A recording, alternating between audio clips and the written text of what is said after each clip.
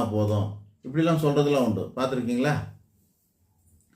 அந்த மாதிரி அழகு கூட பயன்படுத்தி நம்ம அந்த அடுத்த லெவலுக்கு நம்ம போகிறதும் உண்டு. வேலை செய்கிற இடத்துல ரிசப்ஷனிஸ்ட்டோ இல்லை அந்த மாதிரி இந்த மாதிரி இடங்களெல்லாம் ஃபஸ்ட்டு இம்ப்ரெஷனை பார்க்குறாங்க.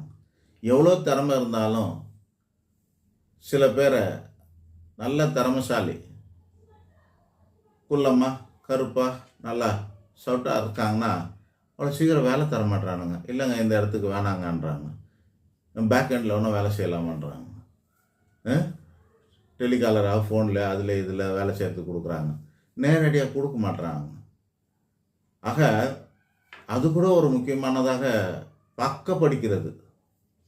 அதுபோல் நம்மக்கிட்ட திறமை இருக்கும், ஒழுக்கம் இருக்கும், சில பேர்கிட்ட சூதாட்டம் இருக்கும், சூது இருக்கும், புத்தி இருக்குது. அந்த புத்தியில் நல்ல புத்தி இருக்குது, கெட்ட புத்தி இருக்குது. கெட்ட புத்தியை வச்சு கூட ஒருத்தன் முன்னேறிட்டு போயிட்டுருக்குறான். அதெல்லாம் நம்ம என்கரேஜ் பண்ணுறோம்னா, நான் அதெல்லாம் என்கரேஜ் பண்ணல, ரகசியத்தை சொல்கிறேன். அரசியலில்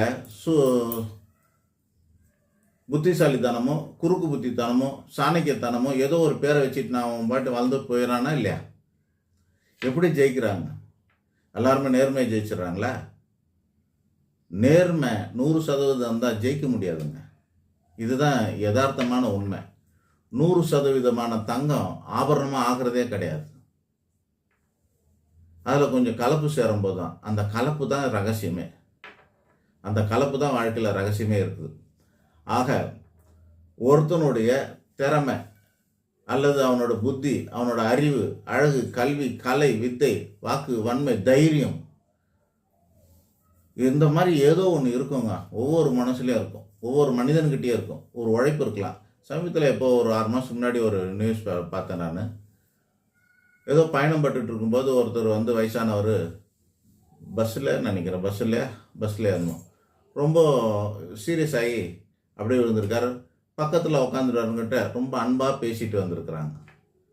அன்பாகவே பேசிட்டு பக்கத்து சீட்டில் இருக்கிறவங்க பேசிட்டு வந்துட்டு இருக்கும்போது அவருக்கு கொஞ்சம் சோர்வுலாம் ஏற்பட்டிருக்கு. அந்த நேரத்தில் ஏதோ கையில் இருந்த ஜூஸ் எதுவுமா கொடுத்து அவர் ரொம்ப சீரியஸ் ஆகிட்டார் போல இருக்குது அந்த சோர்விலே.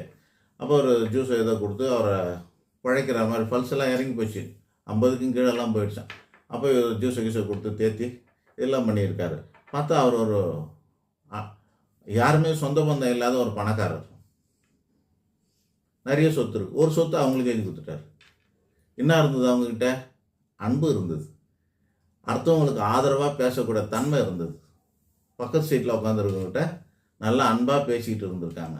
அந்த அன்புக்கே கொடுத்துட்டாங்க, ஒரு சொத்து கிடச்சிச்சு. அவர் அதை வச்சு வளர்ந்துட்டு போகிறார். ஆக